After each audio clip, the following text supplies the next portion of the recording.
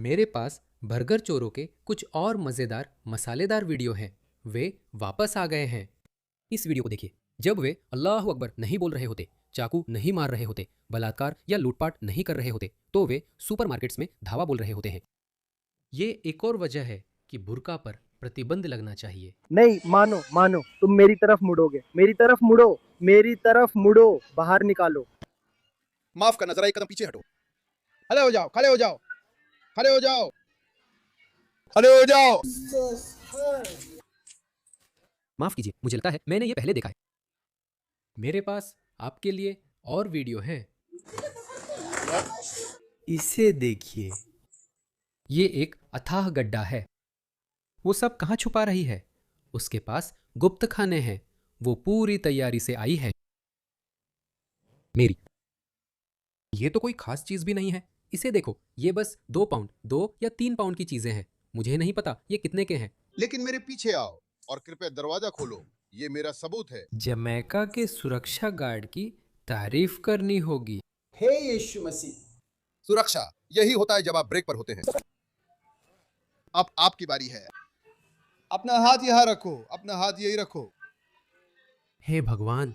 Hello, पीछे हटो। क्या आप नहीं पीछे जा सकते हैं? हाँ, थोड़ा और। हाँ, उसे देखो।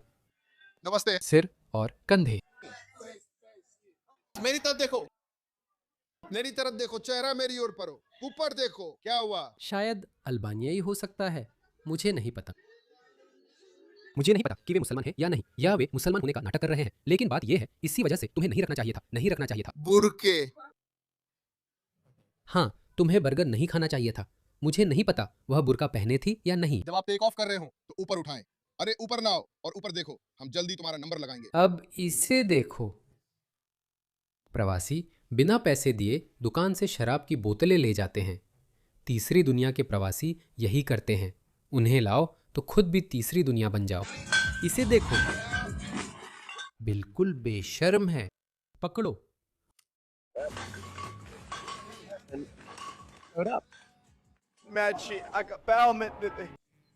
मोर का इंतजार करो, पैसे दो, धन्यवाद और अलविदा कहो, फिर चले जाओ। कुछ जीनियस ने सिखाया कि संस्कृतियां मायने नहीं रखती। हम सब एक जैसे हैं।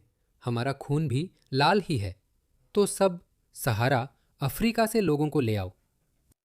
सब कुछ ठीक हो जाएगा। इसे देखो, इसे देखो। यह तो और भी अच्छा है। इसे देखो। मुझे लगता है यह पाकिस्तानी है।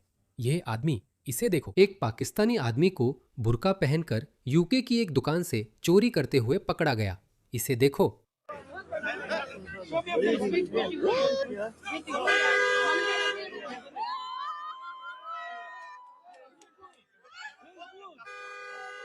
तो अगर पश्चिम ऐसे लोगों की वजह से बुर्का बैन कर देता है, तो जिम्मेदार कौन है? किसे दोष देना चाहिए? क्योंकि इसे देखो। इस आदमी को पता है, ये जैसे कह रहा है, जरा रुको। हम मुसलमान और मुस्लिम महिलाएं अछूत हैं। हम पश्चिम में बुर्का पहन सकते हैं, भले ही पश्चिम में हर कोई इसे असहज मानता है। मुझे जाने दो, मुझे इसका फायदा उठाने दो। वे ऐसे ही धन्यवाद कहते हैं। वे ऐसे ही धन्यवाद कहते हैं। देखो, यह आपको अजीब लग सकता है, लेकिन दिखाना जरूरी है, क्योंकि ऐसी कई वीडियो है। एक मुस्लिम प्रवासी सुपरमार्केट की उस शेल्फ पर पेशाब कर रहा है जहां सुअर का मांस रखा है। भाई तुम बहुत कट्टर हो, सिर्फ इसलिए कि वो सुअर का मांस नहीं खाना चाहता। वाह, हम सुअर का मांस नहीं खाते, हम सुअर का मांस नहीं खाते। तो कोई आदमी उसे साफ करेगा, कोई आदमी उसे छुएगा, पोछेगा, धोएगा। क्यों? देखो ये लोग कितने बेहया हैं। वे आपके देश में आते हैं, वे आपकी सभ्यता में आते हैं, वे अंदर आने की भीख मांगते हैं, और एक बार जब वे अंदर आ जाते हैं तो उनमें से बहुत से ऐसे ही बर्ताव करते हैं। बहुत से लोग 80-90 के दशक और 2000 के शुरुआती सालों में भी अंदर आने के लिए भीख मांगते थे। उन्हें दूतावास या उच्चायोग जाना पड़ता था, कहना पड़ता था, देखिए मैं कौन हूँ, मैंने यह पढ़ाई की है, मैंने यह किया है, यह मेरा कार्य अनुभव है। क्या मैं कृपया आपके देश आ सकता हूँ और आपके समुदाय का एक मूल्यवान सदस्य बन सकता हूँ, और मैं आपके देश की सेवा करने की पूरी कोशिश करूंगा। पहले ऐसा ही होता था। ये तरीका भी पूरी तरह सुरक्षित नहीं था, क्योंकि उन प्रवासियों के बच्चे तीसरी दुनिया के उन बर्बर लोगों से भी ज्यादा शत्रुतापूर्ण और आक्रामक निकलते हैं जो बिना बुलाए यहां आ गए हैं। जैसे ये आदमी, इसे देखिए, ये अमेरिका में प्रवासियों का बेटा है। इस बेशरम प्राणी को देखिए, इसके माता पिता ने अमेरिका से भीख मांगी थी। उन्हें अंदर आने दे, क्योंकि वे आर्थिक प्रवासी थे। देखिए उनके बच्चे कैसे निकले। इस व्यक्ति का नाम जुल मोहम्मद है। मेरा मानना है ये आदमी उन अमेरिकी पूर्व सैनिकों से नफरत करता है जिन्होंने उसे आजादी दी। मुझे किसी ने आजादी नहीं दी। मेरे माता पिता ही एकमात्र लोग हैं जिन्होंने बलिदान दिया। किसी भी पूर्व सैनिक ने कोई बलिदान नहीं दिया। मैं ये स्पष्ट करना चाहता हूँ। मैं अमेरिकी सेना या संयुक्त राज्य अमेरिका का समर्थन नहीं करता। दोनों को नीचा समझता हूँ। वह अमेरिका को नीचा समझता है, जबकि उसके माता पिता ने वहीं भीख मांगी थी। कृपया मुझे अंदर आने दें। मेरा देश एक गंदा जगह है। पाकिस्तान एक गंदा जगह है। मैं यहाँ नहीं रहना चाहता। मैं एक बेहतर भविष्य चाहता हूँ अपने बच्चों के लिए। वह बात खुलकर कही गई थी। वह पाकिस्तानी, उसके माता पिता, और एक पीढ़ी के अंदर वे ऐसे धन्यवाद कहते हैं।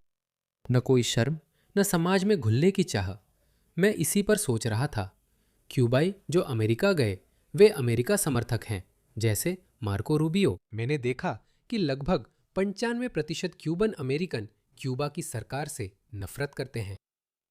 पश्चिम में रहने वाले अधिकतर ईरानी अपनी सरकार से नफरत करते हैं, क्योंकि विचारधारा के स्तर पर वे पश्चिम से जुड़े हैं। वे लोकतंत्र के समर्थक हैं। वे कम्युनिस्टों से नफरत करते हैं। वे इस्लामवादियों से भी नफरत करते हैं। लेकिन इसका दूसरा पहलू यह है कि जो लोग आए हैं, जो शरणार्थी नहीं हैं, जो इस आधुनिक शरणार्थी लहर के नहीं हैं, जो लोग आर्थिक प्रवासी के रूप में आए, जो पाकिस्तान, बांग्लादेश और पूरे मुस्लिम दुनिया से आए, उनकी दूसरी पीढ़ी पश्चिम से नफरत करती है। क्या यह चौंकाने वाला नहीं? तो पश्चिम को हमेशा केवल उन्हीं लोगों को अपनाना चाहिए था जो विचारधारा के स्तर पर पश्चिम के साथ मेल खाते हों। जब आप ऐसा करते हैं तो सभी मुसलमानों को बाहर करना पड़ता है, क्योंकि ये ईरानी इस्लाम से नफरत करते हैं। वे अमेरिका या जिस भी देश में गए उसे इस्लाम से ऊपर रखते हैं। वे इस्लाम से नफरत करते हैं। यह पश्चिमी देशों की बड़ी गलती थी, क्योंकि वे उदारीकरण में सभी संस्कृतियां एक जैसी मान रहे थे। हम सब इंसान हैं। एक बार जब आप लोगों को पश्चिमी आदर्शों या पश्चिमी जीवन शैली से परिचित कराते हैं तो वे किसी तरह पश्चिमी बन जाएंगे। यही उम्मीद थी। स्पष्ट रूप से ऐसा नहीं हुआ। फिर भी कुछ लोग हैं जिनसे हमें उम्मीद है। जैसे मैंने कहा, ईरानी लोग पश्चिम समर्थक हैं। मुझे पता है वे ट्रंप पर इस्लामी शासन पर बमबारी जारी रखने का दबाव डाल रहे हैं। ट्रंप को शायद पीछे हटना पड़े। और फिर से मैं इसके लिए ट्रंप को दोष नहीं दे सकता, क्योंकि उन्होंने कोशिश की थी। ये काम नहीं आया, फिर उन्हें आगे बढ़ना पड़ा। लेकिन वे अमेरिका से नफरत नहीं करेंगे। हो सकता है कि वे ट्रंप से नफरत करें। उनमें से कुछ ट्रंप से नफरत कर सकते हैं, लेकिन वे अमेरिका से नफरत नहीं करेंगे। वे मूल रूप से ईरान को एक पश्चिमी शैली के उदार लोकतंत्र में बदलने के लिए लड़ रहे हैं। यही उनकी लड़ाई है। लेकिन मुसलमानों की बात करें तो जो मुसलमान पाकिस्तान, बांग्लादेश या भारत से या पूरी मुस्लिम दुनिया से गए, वे अमेरिका गए। वे अमेरिका को उसी गंदे नरक में बदलने की कोशिश कर रहे हैं जिसे वे पीछे छोड़ आए थे। यहाँ एक अहम फर्क है। आपको इस पर ध्यान देना चाहिए। और देखिए, एक और अजीब बात देखी गई है। जहाँ भी मुसलमान जाते हैं कुछ ऐसा ही होने लगता है। इसे देखिए। चर्च, कैथेड्रल्स अचानक आग पकड़ने लगते हैं। अब हमने यही घटना जापान में भी देखी है। अचानक शिंटो मंदिर और श्राइन जो सदियों से खड़े हैं, कुछ तो हिरोशिमा और नागासाकी में परमाणु बम से भी बच गए थे। यहाँ तक कि वे भी अचानक आग पकड़ रहे हैं। कुछ हो रहा है, कुछ बदल गया है। ओह, कुछ खास लोग सामने आ रहे हैं, इसलिए ये सब हो रहा है। इस्लाम पश्चिमी सभ्यता के अनुकूल नहीं है। इस्लाम पश्चिम में नहीं होना चाहिए। हमें इससे नहीं छुपना चाहिए। ये जेनोफोबिक नहीं है, ये नस्लवादी नहीं है, ये जनजातिवादी नहीं है। हम एक ऐसी दुनिया में रहते हैं जो राष्ट्र राज्यों के सिद्धांतों पर बनी है। राष्ट्रों को अपने हित पहले रखने पड़ते हैं, और अगर आपका समाज खतरे में है तो आपको उसी के अनुसार समायोजन करना होगा। और एकमात्र समाधान जो मैं सोच सकता हूं वह है अपने देशों से इस्लाम को बाहर निकालना। अपने देशों से इस्लाम को दूर रखे।